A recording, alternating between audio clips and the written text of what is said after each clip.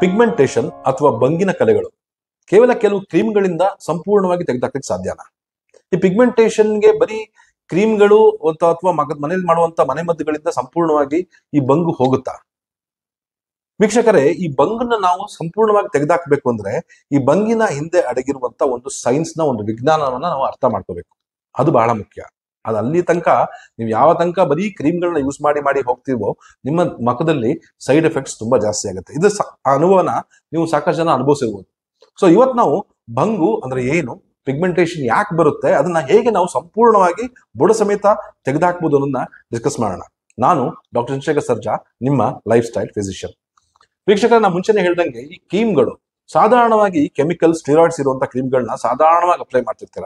ಯಾಕಂದ್ರೆ ಬಂಗು ಅಂತ ಹೇಳಿದ್ರೇನೆ ಒಂದು ದೈಹಿಕವಾಗಿ ಕಾಯಿಲೆ ಅನ್ನಕ್ಕಿಂತ, ಒಂದು ಸೌಂದರ್ಯದ ಕಾಯಿಲೆ ಅನ್ನಕ್ಕಿಂತ ಒಂದು ಮಾನಸಿಕವಾದ ಕಾಯಿಲೆ. ಫಂಕ್ಷನ್ಸ್ ಅಟೆಂಡ್ ಮಾಡೋಕ್ಕಾಗಲ್ಲ, ನಮ್ಮ ಆತ್ಮಸ್ಥೈರ್ಯವನ್ನೇ ಕುಗ್ಸುವಂತ ಒಂದು ಈ ಪ್ರಾಬ್ಲಮ್ ಇದು. ಸ್ಪೆಷಲಿ ಮಹಿಳೆಯರಲ್ಲಿ, ಅದು ಸಣ್ಣ ವಯಸ್ಕರಲ್ಲಿ ಒಂದು 30-35 ವಯಸ್ಸು ಆದ ನಂತರ ಅವರು ಸೋಷಿಯಲಿ ಐಸೋಲೇಟ್ ಆಗಿಬಿಡ್ತಾರೆ. ತಮ್ಮ ಸಾಮಾಜಿಕ ಜೀವನವನ್ನೇ ತೆಗೆದು ಸೈಡಿಗೆ ಇಟ್ಬಿಡ್ತಾರೆ. ಫಂಕ್ಷನ್ಸ್ ಅಟೆಂಡ್ ಮಾಡೋಕ್ಕಾಗಲ್ಲ, ಮನೆಯಲ್ಲಿ ತುಂಬಾ ಹತ್ತಿರದವ್ರನ್ನ ಮೀಟ್ ಮಾಡೋಕ್ಕಾಗಲ್ಲ, ಯಾವುದೋ ಒಂದ್ ಕಡೆ ಒಂದು ಊರಿಗೆ ಹೋಗ್ಬೇಕು ಅಂತ ಕೂಡ ಅವ್ರು ಯಾಕೋ ಒಂಥರ ಹಿಂಸೆ. ಯಾಕಂದ್ರೆ ನೋಡಿದವರೆಲ್ಲ ಕೇಳ್ತಾರೆ, ಮಖದಲ್ಲಿ ಯಾಕೆ ಈ ತರ ಆಗ್ಬಿಡ್ತು ಅಂತ ಹೇಳ್ಬಿಟ್ಟು, ಏನಾದ್ರು ಮಾಡ್ಕೋಬಾರ್ದಾ, ಏನಾದ್ರು ಟ್ರೀಟ್ಮೆಂಟ್ ಮಾಡ್ಕೋಬಾರ್ದಾ ಅಂತ ಹೇಳ್ತಾರೆ. ನೀವು ಹೇಳಿ ಸಾಕಾಗೋಗ್ಬಿಡ್ತೀರಾ, ಮಾಡೋದೆಲ್ಲ ಮಾಡ್ತಾ ಇದೀನಿ ಆದ್ರೂ ಹೋಗ್ತಾ ಇಲ್ಲ ಅಂತ ಹೇಳ್ತಾ ಇರ್ತೀರಾ. ಸೊ ಈ ತರ ಎಲ್ಲ ಪ್ರಾಬ್ಲಮ್ಸ್ ಮುಂದೆ ಬರ್ತಾ ಹೋಗುತ್ತೆ. ಸೊ ಹಾಗಾಗಿ ವೀಕ್ಷಕರೇ, ಇಲ್ಲಿ ನಾನು ಫಸ್ಟ್ ಥಿಂಗ್ ನಾನು ನಿಮಗೆ ಏನ್ ಅರ್ಥ ಮಾಡಿಸ್ಬೇಕು ಅಂತ ಹೇಳಿದ್ರೆ, ಈ ಕೆಲವು ಕ್ರೀಮ್ಸ್ಗಳು ಸಾಧಾರಣವಾಗಿ ಈ ಸ್ಟಿರಾಯ್ಡ್ ಕ್ರೀಮ್ ಇರ್ತಾವೆ. ಈಗ ಮೊಮೆಟೋಝೋನ್ ಇರ್ಬೋದು, ಹೈಡ್ರೋಕ್ಲೋರೋಕ್ವಿನ್ ಇರ್ಬೋದು, ಅಥವಾ ಈ ಟೆಟಿನಾಯಿನ್ ಇರ್ಬೋದು. ಈ ತರ ಸುಮಾರು ಮಾರ್ಕೆಟ್ ನಲ್ಲಿ ಸಿಗ್ತವೆ. ಆಕ್ಚುಲಿ ನೀವು ಮೆಡಿಕಲ್ಸ್ ಹೋಗಿ ತಗೊಳ್ತೀರಾ, ಕೆಲವು ಸ್ಕಿನ್ ಡಾಕ್ಟರ್ಗಳು ತಗೊಳ್ತೀರಾ. ಏನಂತ ಹೇಳಿದ್ರೆ, ಈ ಕ್ರೀಮ್ಗಳು ನೀವು ಹಚ್ಕೊಂಡ ತಕ್ಷಣ ನಿಮಗೆ ಸ್ವಲ್ಪ ರಿಸಲ್ಟ್ ಗೊತ್ತಾಗುತ್ತೆ. ಸೊ ನಿಮಗೆ ಒಂದು ವಾರ ಹಚ್ಕೊಂಡ ತಕ್ಷಣ ನಿಮಗೆ ಓಕೆ ಬೆಟರ್ ಇದೆ ಅಂತ ಅನ್ಸಕ್ ಶುರು ಮಾಡ್ತೀರಾ, ಬಿಟ್ಬಿಡ್ತೀರಾ. ಮತ್ತೆ ಅದೇ ತರ ನೀವು ರುಟೀನ್ ಫಾಲೋ ಮಾಡ್ತೀರಾ, ಮತ್ತೆ ಜಾಸ್ತಿ ಆಗ್ತಾ ಬರುತ್ತೆ, ಮತ್ತೆ ಹಚ್ಕೊಳ್ತೀರಾ. ಈಗ ಹಚ್ಚಿ ಬಿಟ್ಟು ಮಾಡೋದ್ರಿಂದ ನಿಮ್ಮ ಚರ್ಮ ಇರ್ರಿವರ್ಸಿಬಲ್ ಡ್ಯಾಮೇಜ್ ಆಗಿರುತ್ತೆ. ನಾನು ಹೇಳ್ತಾರೆ ಈ ಮಾತುಗಳನ್ನ ನೀವು ಸುಮಾರು ಜನ ನೀವು ಮೋಸ್ಟ್ಲಿ ನೀವು ಅನುಭವಿಸಿರ್ಬೋದು. ಅದಕ್ಕೋಸ್ಕರ ಹೇಳ್ತಾ ಇದ್ದೀನಿ. ಯಾಕಂತ ಹೇಳಿದ್ರೆ, ಇದನ್ನ ಹಚ್ಕೊಳ್ಳಿಕ್ಕೂ ಒಂದು ಟೆಕ್ನಿಕ್ ಇದೆ, ಹಚ್ಕೊಳ್ತಾನೆ ಇದ್ದಾರೆ. ಆದರೆ ಮೊದಲು ನಾವು ಈ ಬಂಗು ಅಥವಾ ಕಲೆ ಯಾಕೆ ಬರುತ್ತೆ ಅನ್ನೋದನ್ನ ನಾವು ನೋಡೋಣ. ವೀಕ್ಷಕರೇ ನೋಡಿ, ನಮ್ಮ ಇಂಟರ್ನಲ್ ಆರ್ಗನ್ಸ್ ಅಂದ್ರೆ ನಮ್ಮ ಆಂತರ್ಯ ಒಂದು ಅಂಗಾಂಗಗಳು ಸರಿ ಇದ್ರೇನೆ ಈ ಬಂಗಿನ ಕಾಯಿಲೆನ ಸಂಪೂರ್ಣವಾಗಿ ನಾವು ಗುಣಪಡಿಸ್ಲಿಕ್ಕೆ ಸಾಧ್ಯ. ಮೇಜರ್ ಆಗಿ ನೋಡಿ, ಲಿವರ್, ಫ್ಯಾಟಿ ಲಿವರ್. ಸಾಧಾರಣವಾಗಿ ಬಂಗಿನ ಸಮಸ್ಯೆ ಇದ್ದವರಿಗೆ ಫ್ಯಾಟಿ ಲಿವರ್ ಸಮಸ್ಯೆ ಇದ್ದೇ ಇರುತ್ತೆ. ಯಾಕಂತ ಹೇಳಿದ್ರೆ, ಈ ನಮ್ಮ ಲಿವರ್ ನಿಂದಾನೇ ಈ ಗ್ಲೂಟಾಥಯೋನ್ ಅನ್ನೋ ಒಂದು ಹಾರ್ಮೋನ್ ರಿಲೀಸ್ ಆಗೋದು. ಈ ಗ್ಲೂಟಾಥಯೋನಿಗೂ ಈ ಫೇಶಿಯಲ್ ಈ ಪಿಗ್ಮೆಂಟೇಷನ್ ಅಥವಾ ಮೆಲಾಸ್ಮಾಗೂ ಏನ್ ಸಂಬಂಧ ಅಂತ ನಾನು ಡೀಟೇಲ್ ಆಗಿ ಹೇಳ್ತೀನಿ. ನೋಡಿ ವೀಕ್ಷಕರೇ, ಮೆಲಾಸ್ಮಾ ಅಂತ ಹೇಳಿದ್ರೆ ಈ ಮೆಲನಿನ್, ಈ ಚರ್ಮವನ್ನ ಕಪ್ಪುಗೊಳಿಸುವಂತ ಒಂದು ಹಾರ್ಮೋನ್ ಅಥವಾ ಒಂದು ಪಿಗ್ಮೆಂಟ್ ನ ಹೆಸರು ಮೆಲನಿನ್. ಈ ಮೆಲನಿನ್ ನ ಪ್ರೊಡಕ್ಷನ್ ನಮ್ಮ ದೇಹದಲ್ಲಿ ಅಧಿಕವಾದಾಗ ಸುಮಾರು ಕಾರಣಗಳಿಂದ, ಫ್ಯಾಟಿ ಲಿವರ್ ಇಂದ ಇರ್ಬೋದು, ಕಿಡ್ನಿಯ ತೊಂದರೆಗಳಿಂದ ಇರ್ಬೋದು, ರಕ್ತದಲ್ಲಿ ಆಗಿರುವಂತ ವಿಕಾರಗಳಿಂದ ಆಗಿರ್ಬೋದು, ಅಥವಾ ಹಾರ್ಮೋನ್ಗಳ ಬದಲಾವಣೆಗಳಿಂದ ಆಗಿರ್ಬೋದು, ಈ ನಮ್ಮ ಚರ್ಮದಲ್ಲಿ ಮೆಲನಿನ್ ನ ಪಿಗ್ಮೆಂಟ್ ನ ಪ್ರಮಾಣ ಜಾಸ್ತಿ ಆಗುತ್ತೆ. ಆದ್ರೆ ಈ ಮೆಲನಿನ್ ನ ಪಿಗ್ಮೆಂಟ್ ನ ಪ್ರಮಾಣ ಕಡಿಮೆ ಮಾಡ್ಬೇಕು ಅಂದ್ರೆ ನಮ್ಮ ದೇಹದಲ್ಲಿ ಗ್ಲೂಟಾಥಯೋನ್ ನ ಪ್ರಮಾಣ ಜಾಸ್ತಿ ಇರ್ಬೇಕು. ನೀವು ಸುಮಾರು ಜನ ಕೇಳಿರ್ತೀರ ಗ್ಲೂಟಾಥಯೋನ್ ಬಗ್ಗೆ. ಗ್ಲೂಟಾಥಯೋನ್ ಸ್ಕಿನ್ ನ ಬೆಳ್ಳಗ್ ಮಾಡುತ್ತೆ. ಈ ಫಿಲ್ಮ್ ಸ್ಟಾರ್ಸ್ ಎಲ್ಲ ಅದನ್ನೇ ಯೂಸ್ ಮಾಡ್ತಾರಂತೆ, ಅದೇನೋ ಇಂಜೆಕ್ಷನ್ಸ್ ಕೊಟ್ಬಿಡ್ತಾರಂತೆ. ಹಿಂದಿನ ದಿವಸ ಚೆನ್ನಾಗಿ ಕರ್ರಾಗಿದ್ದವರು ಒಂದ್ ದಿವಸದಲ್ಲೇ ಬೆಳ್ಳಗಾಗ್ಬಿಡ್ತಾರಂತೆ ಅಂತೆಲ್ಲ ನೀವು ಕೇಳಿದಿರ ಸಾಧಾರಣವಾಗಿ. ನೋಡಿ ವೀಕ್ಷಕರೇ, ಗ್ಲೂಟಾಥಯೋನ್ ಅನ್ನೋ ಒಂದು ಹಾರ್ಮೋನ್ ನಮ್ಮ ದೇಹದಲ್ಲಿ ಉತ್ಪಾದನೆ ಆಗುತ್ತೆ. ಅದು ಸಣ್ಣ ವಯಸ್ಸಿಂದಾನೇ ಉತ್ಪಾದನೆ ಚೆನ್ನಾಗಿ ಆಗ್ತಾ ಇರುತ್ತೆ. ಒಂದು 30-35ನೇ ವಯಸ್ಸು ತನಕ ತುಂಬಾ ಪೀಕ್ ಅಲ್ಲಿ ಹೈ ಲೆವೆಲ್ ಅಲ್ಲಿ ಇರುತ್ತೆ ಗ್ಲೂಟಾಥಯೋನ್. ಹಾಗಾಗಿನೇ ಒಂದು 25-30ನೇ ವಯಸ್ಸಿನಲ್ಲಿರುವಂತ ನೀವು ಯುವಕರನ್ನ ನೋಡಿ, ಅವರು ಸ್ವಲ್ಪ ನಾರ್ಮಲ್ ಕಲರ್ಕಿಂತ ಸ್ವಲ್ಪ ಬೆಳ್ಳ ಕಾಣಕ್ ಶುರು ಮಾಡ್ತಾರೆ. ಯಾಕೆಂತ ಹೇಳಿದ್ರೆ, ಈ ಗ್ಲೂಟಾಥಯೋನ್ ಏನಿದೆ ಇದು ಮೆಲನಿನ್ ಹಾರ್ಮೋನ್ ನ ಸಪ್ರೆಸ್ ಮಾಡುತ್ತೆ, ಅಂದ್ರೆ ಅದ್ರ ಕೆಲಸವನ್ನ ಕಡಿಮೆ ಮಾಡುತ್ತೆ ಮತ್ತು ಅದ್ರ ಪ್ರೊಡಕ್ಷನ್ ನ ಕಡಿಮೆ ಮಾಡುತ್ತೆ. ಸೊ ಉತ್ಪಾದನೆ, ಈ ಮೆಲನಿನ್ ಹಾರ್ಮೋನ್ ನ ಉತ್ಪಾದನೆನೇ ಈ ಗ್ಲೂಟಾಥಯೋನ್ ಕಡಿಮೆ ಮಾಡುತ್ತೆ. ಆದ್ರೆ ವಯಸ್ಸಾಗ್ತಾ ಒಂದು ಈ ಫ್ಯಾಟಿ ಲಿವರ್ ಸಮಸ್ಯೆಯಿಂದನೋ ಅಥವಾ ಕಿಡ್ನಿಲಿ ಇರೋ ಪ್ರಾಬ್ಲಮ್ ಇಂದನೋ ಈ ಗ್ಲೂಟಾಥಯೋನ್ ಪ್ರೊಡಕ್ಷನ್ ಕಡಿಮೆ ಆಗ್ಬಿಡುತ್ತೆ ನಮ್ಮ ದೇಹದಲ್ಲಿ. ಹಾಗಾಗಿ ಏನಾಗುತ್ತೆ ಅಂದ್ರೆ, ಈ ಮೆಲನಿನ್ ಅನಿಯಮಿತವಾಗಿ ಜಾಸ್ತಿ ಆಗಿ ಶುರು ಆಗುತ್ತೆ, ಮುಖದಲ್ಲಿ ಬಂಗ್ ಬರಕ್ ಶುರು ಆಗುತ್ತೆ.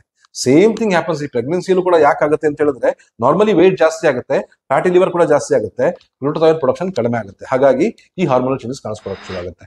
ಸೊ ಇದು ಫಸ್ಟ್ ಥಿಂಗ್ ಅಂತ ಹೇಳಿದ್ರೆ, ಈ ಗ್ಲೂಟಾಥಯೋನ್ ಹಾರ್ಮೋನ್ ನಮ್ಮ ದೇಹದಲ್ಲಿ ಜಾಸ್ತಿಯಾಗಿ ಇಟ್ಕೊಳ್ಳುವಂತ ಕೆಲಸ ಮಾಡದಲ್ಲೇ ನೀವು ಬರೀ ಕೇವಲ ಹೊರಗಡೆಯಿಂದ ಮನೆಮದ್ದುಗಳು ಅಥವಾ ಈ ತರ ಕ್ರೀಮ್ಗಳು, ಸ್ಟೀರಾಯ್ಡ್ ಕ್ರೀಮ್ಗಳನ್ನ ಅಪ್ಲೈ ಮಾಡ್ತಾ ಇದ್ರೆ ಇದು ಯಾವುದೇ ಕಾರಣಕ್ಕೂ ಹೋಗಲ್ಲ. ಹಾಗಾಗಿ first thing you should notice, ನಿಮ್ಮ ಲಿವರ್ನ ಸರಿಯಾಗಿ ಇಟ್ಕೋಬೇಕು. ಫ್ಯಾಟಿ ಲಿವರ್ನ ಕಡಿಮೆ ಮಾಡ್ಕೊಳ್ಳಿ, ಸಾಧ್ಯವಾದಷ್ಟು ತೂಕವನ್ನ ಇಳಿಸ್ಕೊಡಿ. ಮೇನ್ ಥಿಂಗ್ ಅಂತ ಹೇಳಿದ್ರೆ ಅದು.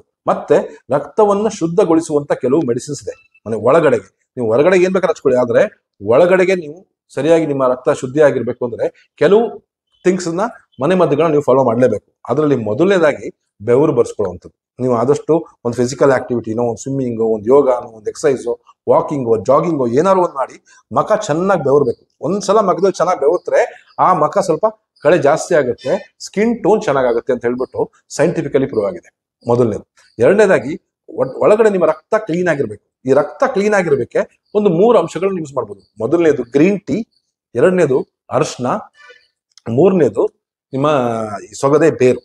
ಈ ಒಂದು ಏನಿದೆ, ಈ ಒಂದು ಮಿಶ್ರಣ ನೀವು ಮಾಡ್ಕೊಂಡು ಒಂದು ಶರ್ಬತ್ ತರನೋ, ಒಂದು ಕಷಾಯ ತರನೋ ಮಾಡ್ಕೊಂಡು ಕುಡಿಬೇಕಾಗತ್ತೆ. ನೋಡಿ, 1 ಟೀ ಸ್ಪೂನ್ ಅಷ್ಟು ಅರಿಶಿನ ಪುಡಿಯನ್ನ ಒಂದು ಗ್ಲಾಸ್ ನೀರಿಗೆ ಹಾಕಿ, 1 ಟೀ ಸ್ಪೂನ್ ಅಷ್ಟು ಗ್ರೀನ್ ಟೀಯನ್ನ ಕೂಡ ಅದಕ್ಕೆ ಹಾಕಿ, ಸೊಗದೆ ಬೇರು ಅಂತ ಸಿಗುತ್ತೆ ನಿಮಗೆ ಗ್ರಂಥಿಗಳ ಅಂಗಡಿಯಲ್ಲಿ, ಆ ಸೊಗದೆ ಬೇರನ್ನು ಅದಕ್ಕೆ ಹಾಕಿ, ಸ್ವಲ್ಪ ಪುದೀನ ಎಲೆಗಳನ್ನು ಅದಕ್ಕೆ ಹಾಕಿ ಚೆನ್ನಾಗಿ ಕುದಿಸಿ ಅದನ್ನ ಸೋಸ್ಕೊಂಡ್ಬಿಟ್ಟು ಬೇಕಾದ್ರೆ ಜೇನುತುಪ್ಪದೊಂದಿಗೋ ಬೆಲ್ಲದೊಂದಿಗೋ ಅದನ್ನ ಡೈಲಿ ಕುಡಿತಾ ಬನ್ನಿ. ನಿಮ್ಮ ಚರ್ಮದಲ್ಲಿ ಈ ಒಂದು ಮೆಲನಿನ್ ಹಾರ್ಮೋನ್ ಜಾಸ್ತಿ ಆಗುತ್ತೆ. ಇನ್ನೊಂದು ಗ್ಲೂಟಥಯೋನ್ ಹಾರ್ಮೋನ್ ಅನ್ನ ಬಗ್ಗೆ ನಾನು ಹೇಳ್ತಾ ಇದ್ದೆ. ಈ ಗ್ಲೂಟಥಯೋನ್ ಹಾರ್ಮೋನ್ ನಮ್ಮ ದೇಹದಲ್ಲಿ ಜಾಸ್ತಿ ಆಗ್ಬೇಕು ಅಂತ ಹೇಳಿದ್ರೆ ನಮ್ಮ ದೇಹದಲ್ಲಿ ಈ ಸಲ್ಫರ್ನ ಪ್ರಮಾಣ ಜಾಸ್ತಿ ಇರಬೇಕು. ಹಾಗಾಗಿ ನೀವು ಸಲ್ಫರ್ ಅಂಶ ಜಾಸ್ತಿ ಇರುವಂತ ತರಕಾರಿಗಳನ್ನ ತಿನ್ಬೇಕು.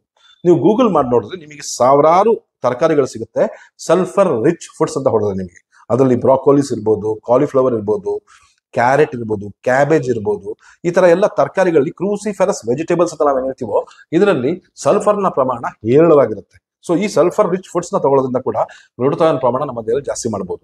ಆದಷ್ಟು ಸಕ್ಕರೆ ಅಂಶ ಇರುವ ಆಹಾರಗಳನ್ನ, ಬೇಕರಿ ಐಟಮ್ಸ್ ಗಳನ್ನ, ತುಂಬಾ ರೈಸ್ ಜಾಸ್ತಿ ತಿನ್ನೋರಾಗಿದೆ ಅದನ್ನು ಕಡಿಮೆ ಮಾಡ್ತಾ ಬರೋದ್ರಿಂದ ಫ್ಯಾಟಿ ಲಿವರ್ ಕಡಿಮೆ ಆಗುತ್ತೆ. ಕೊಬ್ಬು ತಿಂದ್ರೆ ಫ್ಯಾಟಿ ಲಿವರ್ ಜಾಸ್ತಿ ಆಗಲ್ಲ, ಅದೇ ನೀವು ಸಕ್ಕರೆ ಅಂಶ ಜಾಸ್ತಿ ತಿಂದ್ರೆ ಫ್ಯಾಟಿ ಲಿವರ್ ಜಾಸ್ತಿ ಆಗೋದು. ಹಾಗಾಗಿ ಆದಷ್ಟು ಸಕ್ಕರೆ ಅಂಶ ಇರುವಂತಹ ಆಹಾರಗಳನ್ನ ಕಡಿಮೆ ಮಾಡ್ತಾ ಬನ್ನಿ, ಫ್ಯಾಟಿ ಲಿವರ್ ಕ್ಲಿಯರ್ ಆಗುತ್ತೆ, ಗ್ಲೂಟಥಯೋನ್ ಇಂಪ್ರೂವ್ ಆಗುತ್ತೆ, ಅಂಡ್ ಸಲ್ಫರ್ ರಿಚ್ ಫುಡ್ಸ್ ಮತ್ತು ಇದು ನಾನು ಹೇಳಿದಂತ ಒಂದು ಕಷಾಯ, ಈ ಗ್ರೀನ್ ಟೀ ಇರ್ಬೋದು, ಅರ್ಶಿಣದ ಕೊನೆ ಇರ್ಬೋದು, ಸೊಗದೆ ಬೇರು ಇರ್ಬೋದು, ಈ ಪುದೀನ ಇರ್ಬೋದು, ಇದರ ಒಂದು ಕಷಾಯ ತರ ಮಾಡಿಕೊಂಡು ಡೈಲಿ ಕುಡಿತಾ ಬರೋದ್ರಿಂದ ಗ್ಲೂಟಥಯೋನ್ ಪ್ರಮಾಣ ಹೇರಳವಾಗುತ್ತೆ, ಬಂಗಿನ ಕಲೆ ಕಡಿಮೆ ಆಗ್ತಾ ಬರುತ್ತೆ ಅಂತ ವೈಜ್ಞಾನಿಕವಾಗಿ ಪ್ರೂವ್ ಆಗಿದೆ. ಇದೆಲ್ಲ ಆದ ನಂತರ ಹೊರಗಡೆಗೂ ಏನಾದ್ರು ಹಚ್ಕೋಬೇಕಲ್ಲ ಸರ್ ಅಂತ ನೀವು ಕೇಳ್ತೀರಾ. ಸಾಧಾರಣವಾಗಿ ಎಲ್ಲರಿಗೂ ಒಂದು ಡೌಟ್, ಏನಾದ್ರು ಹಚ್ಕೊಳ್ಳೋದು ಹೇಳ್ದಲ್ಲಿದ್ರೆ ನೀವು ಅದು ವಿಡಿಯೋನೇ ಅಲ್ಲ ಅನ್ಕೊಂಡ್ಬಿಡ್ತೀರಾ. ಸೊ ಹಾಗಾಗಿ ಒಂದು ಮನೇಲಿ ಮಾಡ್ಕೋಬೇಕು ಅಂದ್ರೆ ಅಲೋವೆರಾ, ಲೋಳೆ ರಸ, ಎಸ್ಪೆಷಲಿ ಲೇಡೀಸ್ ನಲ್ಲಿ ಸಾಧಾರಣವಾಗಿ ಚೆನ್ನಾಗಿರುವಂತ ಲೋಳೆ ರಸವನ್ನ ಇದನ್ನು ತಗೊಳ್ಳಿ. ಅದಕ್ಕೆ ಸ್ವಲ್ಪ ಅರಿಶಿನ ಪುಡಿಯನ್ನು ಕೂಡ ಹಾಕಿ, ಹಾಲಿನ ಕೆನೆಯನ್ನು ಯೂಸ್ ಮಾಡಿ ಚೆನ್ನಾಗಿ ಬೀಟ್ ಮಾಡಿ ಕಲಸಿ, ಅದಕ್ಕೆ ಚೆನ್ನಾಗಿ ಕಲಸಿಬಿಟ್ಟು ರಾತ್ರಿ ಹೊತ್ತು ಹಚ್ಕೊಂಡ್ಬಿಟ್ಟು ಬೆಳಿಗ್ಗೆ ಹೊತ್ತು ತೊಳಿಬಹುದು. ಇದನ್ನ ಮಾಡ್ತಾ ಬರೋದ್ರಿಂದ ಈ ಪಿಗ್ಮೆಂಟೇಷನ್ ಲೈಟ್ ಆಗ್ತಾ ಬರುತ್ತೆ. ಅಂದ್ರೆ ನೋಡಿ, ಕಂಪ್ಲೀಟ್ ಆಗಿ ಮಾಯ ಆಗೋದಿಲ್ಲ. ನೀವು ಲಿವರ್ನ ಸರಿ ಮಾಡ್ಕೊಳ್ತಾ ಹೇಳಿದ್ರೆ ಕಂಪ್ಲೀಟ್ ಆಗಿ ಮಾಯ ಆಗೋದಿಲ್ಲ. ಇದನ್ನು ಮಾಡಿದ್ರೆ ಕಂಪ್ಲೀಟ್ ಆಗಿ ಮಾಯ ಆಗುತ್ತೆ. ಇನ್ನೊಂದು ನಾನು ಮುಂಚೆ ಹೇಳಿದೆ, ನೀವು ಈ ಕ್ರೀಮ್ಗಳನ್ನ ಯೂಸ್ ಮಾಡೋದು ಒಂದು ತಪ್ಪು ಅಂತ. ಒಂದ್ಸಲ ಈಗ ಡಾಕ್ಟ್ರೇ ನೀವು ಹೇಳ್ತಿದ್ರ ಕಾಲ ಮೀರೋಗ್ಬಿಟ್ಟಿದೆ, ನಾನು ಇವಾಗ ಯೂಸ್ ಮಾಡಿ ಆಗ್ಬಿಟ್ಟಿದೆ, ಇವಾಗ ಏನ್ ಮಾಡಲಿ, ಈಗ ನಾನು ಬಿಡೋಂಗಿಲ್ಲ, ಬಿಟ್ರೆ ನಂದು ಇವಾಗ ಮಖ ಎಲ್ಲ ಕರ್ರಗೆ ಆಗ್ಬಿಡುತ್ತೆ, ಒಂಥರ ಪ್ಲಾಸ್ಟಿಕ್ ತರ ಆಗ್ಬಿಡುತ್ತೆ ಅಂತ ಸುಮಾರು ಜನ ಹೇಳ್ತೀರಾ.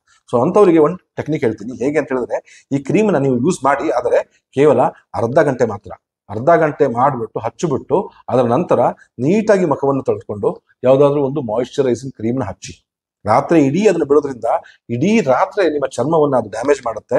ಹೋಗ್ತಾ ಹೋಗ್ತಾ ಹೋಗ್ತಾ ನಿಮಗೆ ಇರ್ರಿವರ್ಸಿಬಲ್ ಸ್ಕಿನ್ ಡ್ಯಾಮೇಜ್ ಆಗುತ್ತೆ. ನೋಡಿರ್ಬೋದು ನೀವು, ಸುಮಾರು ತಿಂಗಳುಗಳು ಅಥವಾ ವರ್ಷಗಳು ಈ ತರ ಕ್ರೀಮ್ನ ಯೂಸ್ ಮಾಡಿದವರ ಚರ್ಮ ಕಂಪ್ಲೀಟ್ ಆಗಿ ಬ್ಲ್ಯಾಕ್ ಆಗಿರುತ್ತೆ, ಗುಳ್ಳೆ ಆಗಿರುತ್ತೆ.